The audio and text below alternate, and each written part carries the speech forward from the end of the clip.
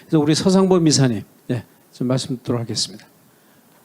예. 저는 이제 공부를 한 사람이 아니라 그 실무를 한 사람이기 때문에 그 실무에서 하면서 느꼈던 그 얘기를 갖다 좀 하려고 그럽니다. 예, 먼저 일본 관계 얘기를 하자면은 우리나라 사람들이 갖고 있는 이제 착각 중에 하나가 전 세계의 반일 감정이 팽배해 있다라고 생각을 하고서 행동을 하고 있습니다. 최근에 보면은 이제 우길기를 갖다 흔드는 게 전범기를 흔드는 거라고 이제 표현을 하고 있고, 뭐 전범국이라는 표현을 씁니다만은 전 세계에서 전범기라는 말을 쓰는 사례가 없습니다. 우길기를 갖다 전범기로 그 지칭한 것도 한 10년, 15년 정도밖에는 안 됩니다.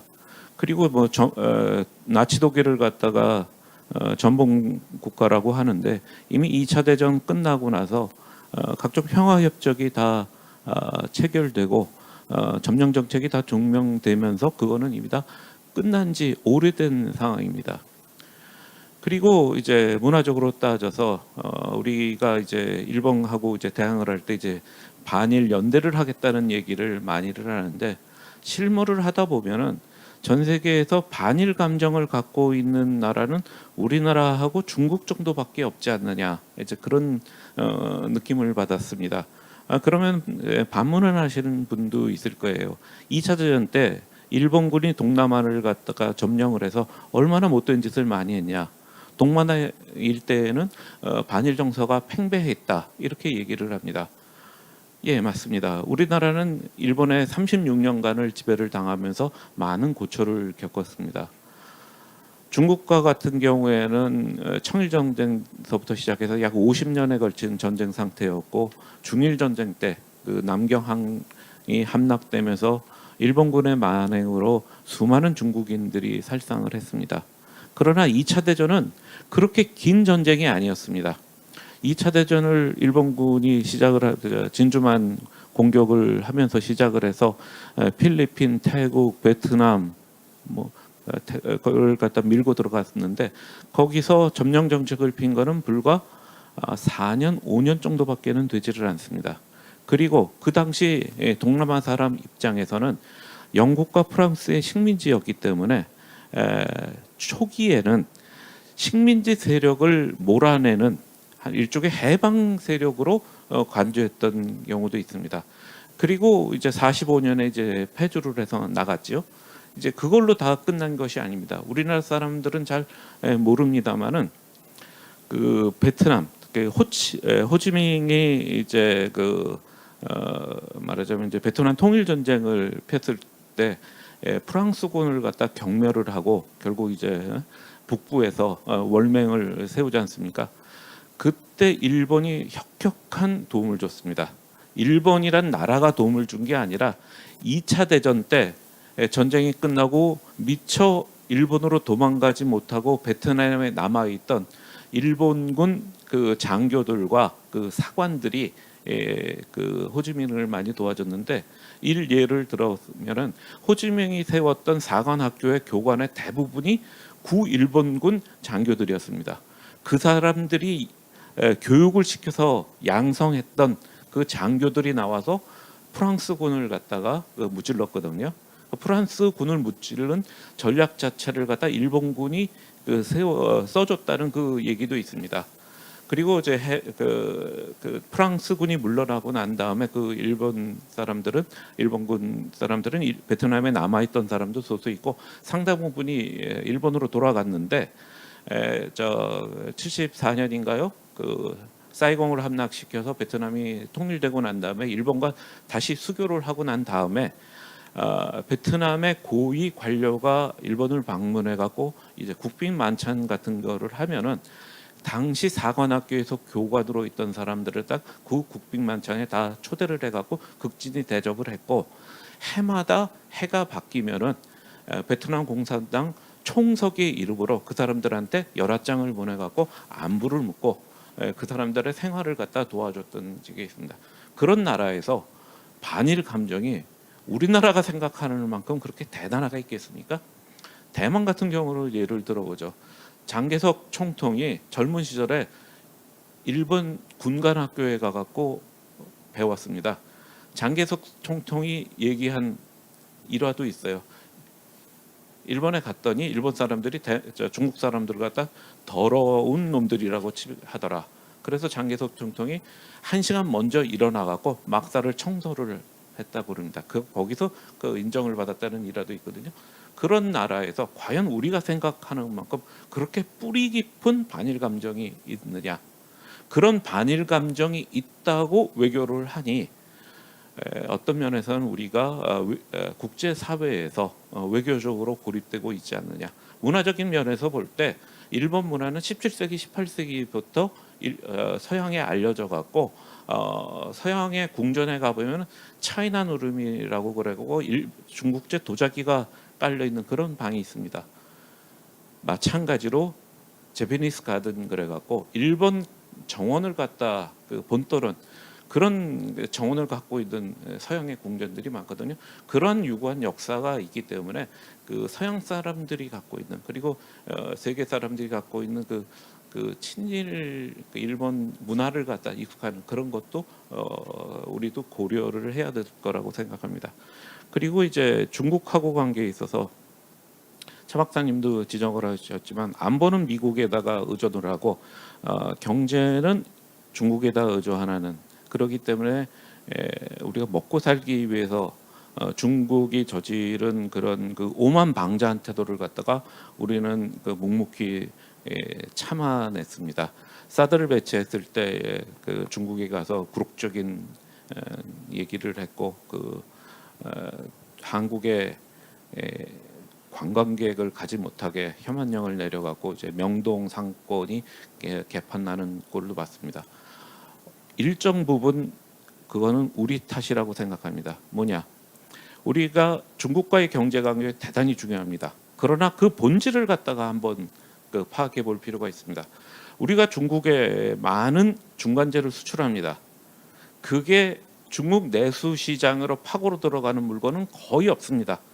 대부분의 물건이 중국에 의해서 우리나라가 진출한 중국 공장이나 아니면 미국이나 다른 나라에서 현지 출자하라는 공장에 중간재로 들어가서 거기서 완성품으로 바뀌어서 전 세계로 수출합니다. 그래서 중국을 가리켜 세계의 공장이라고 하고 있는 거죠. 그런데 지금 다시 한번 생각을 해봅시다. 중국이 경제 발전을 하면서 GDP가 올라가면서 인건비가 많이 올라가고 있습니다. 그래서 원가가 많이 올라가고 있어요.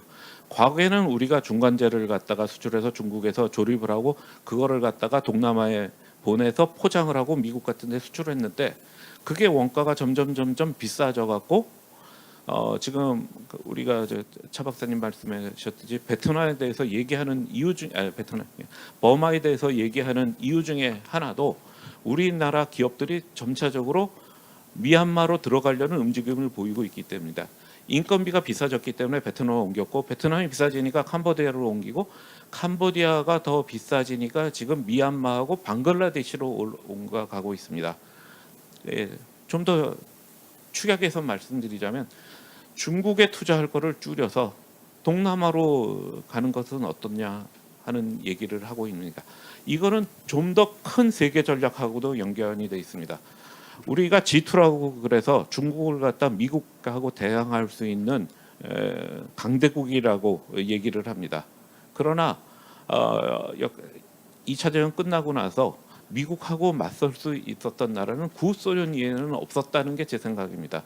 구소련은 군사적으로도 미국의 핵무기 숫자를 능가하는 핵탄두를 보유하고 있었고 재래적 군사력은 미국을 갖다 넘어가는 데였습니다. 그리고 경제력으로도 구공산주의 국가를 갖다가 묶는 독자적인 경제권을 갖고 있었습니다. 그리고 동맹국을 갖고 있었어요. 그러나 중국은 다릅니다. 중국은 조금 전에 얘기했듯이 세계의 공장 역할을 했습니다. 그 얘기는 중국은 독자적인 경제권을 형성한 게 아니라 세계 자본주의 국가의 그 경제권에 편입이 돼서 오늘날의 부를 갖다 이루었고 그 부를 지키기 위해서 군사력을 기르고 있는 거라고 저는 생각을 하고 있습니다. 그리고 중국은 동맹국이 없습니다. 중국의 유일한 동맹국이라고 할 수 있는 나라는 북한밖에 없는데 북한하고 중국은 시시때때로 갈등을 하고 등소평 이래에 중국에서 개방을 하라고 얘기를 하면 언제나 반발을 해왔던 게 중국입니다. 북한입니다. 그렇기 때문에 중국의 오늘날의 위치는 구소련에 갖고 있었던 위치보다 훨씬 못하다고 생각을 합니다. 따라서 우리도 중국이 더 커나가기 전에 우리가 중국에다 이익이 되는 그런 경제 정책을 좀 탈피해야 될 필요가 있다고 생각합니다. 러시아 외교 정책에 대해서 말씀드리면 우리나라가 노태우 대통령의 북방 정책 이후 러시아 외교를 하는 기본적인 원칙은 하나였습니다. 모스크바를 통해서 평양을 갖다가 움직이겠다라는 목표를 두고서 지난 30년간 대러시아 외교를 해왔는데 그게 우리의 상상과는 달리 러시아가 북한에 대해서 그다지 큰 영향력을 가지고 있지 못하다는 게 한 10년쯤 전에 이제 드디어 우리가 알게 됐습니다.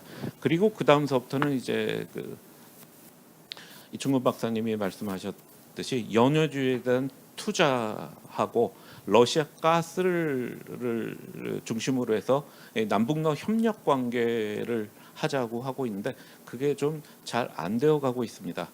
그 부분에 대해서는 아마 차기 정부에서도 좀 더 나은 정책을 해야 된다고 생각합니다. 그 통일 정책의 근간은 중에서 이제 북한 인권 쪽을 얘기를 하려고 그러는데 제가 이제 북한 인권 쪽에서 운동을 하고 있어서 그런 게 아니라 저는 개인적으로 인권 문제야말로 북한 정권을 찌를 수 있는 가장 날카로운 비수라고 생각을 하고 있습니다. 그건 제 경험에서 나오는 얘기인데요. 2013년에 유엔 인권이사회에서 북한 인권 문제를 갖다 조사하기 위한 조사위원회를 발족시켰습니다.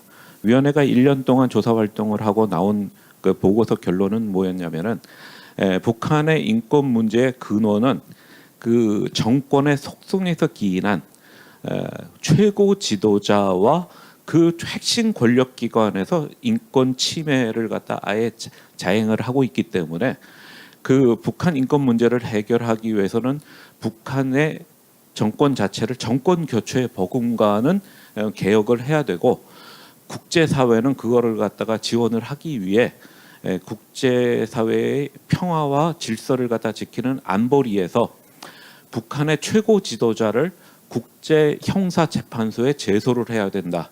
이런 권고안이 들어간 보고서를 냅니다. 유엔 인권 이사회하고 총회는 그 보고서를 갖다 그대로 받아들여서 그 내용이 그대로 들어간 북한 인권 결의안을 갖다 냈습니다. 2014년에 결의안을 냈는데요. 그 결의안을 내니까 토론 과정에서 주 유엔 북한 대사가 이러한 발언입니다. 이러한 결의안이 채택되면은 우리는 핵실험을 계속해야겠다 이런 얘기를 합니다.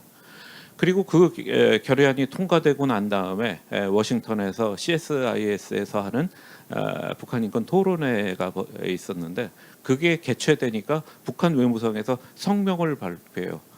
이러한 도전적인 행동을 용납할 수 없기 때문에 가장 강력한 대응을 하겠다.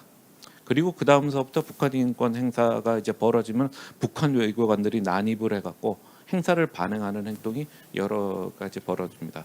당시 그 윤병세 외교부 장관이 그걸 보고 이제 겁이 난 거예요.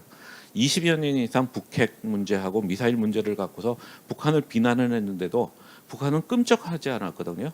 윤병세 장관의 표현을 그대로 이용하자면 벽을 들이받는다는 그런 느낌이었다.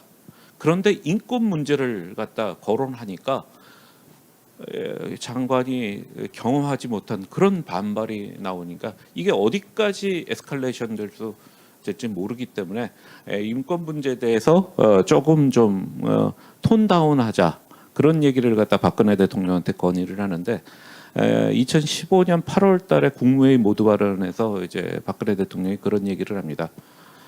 북한이 저런 반응을 보이는 것은 찔려서 아프기 때문이다. 아픈 것이 급소다.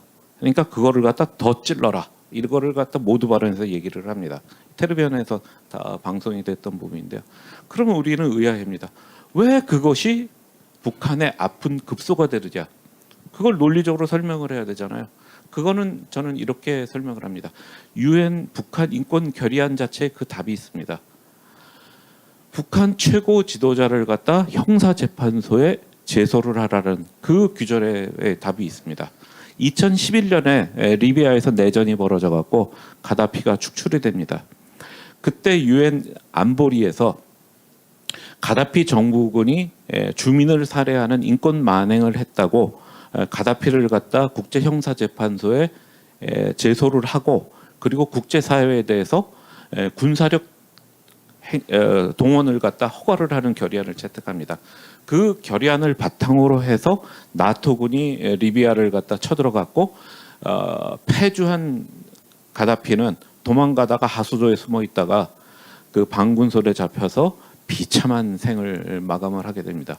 지금도 헤이그에 가 보면은 국제형사재판소에서 유죄 판결을 받고 복역을 하고 있는 제3세계 국가의 대통령과 군벌 지도자들이 꽤 많이 있습니다. 저는 현실적으로 유엔 안보리가 김정일을 갖다가 형사재판소에 제소하는 것은 현재는 좀 어렵다고 생각을 합니다. 중국하고 러시아가 이제 반대하는 이유도 있지만 그렇지만 그렇게 인권 문제를 안보리에서 다루는 것을 반대한 중국과 러시아도 리비아 사태가 일어나서 가다피가 흔들리니까 가다피를 처치하자는 그런 결의안에 찬성을 합니다.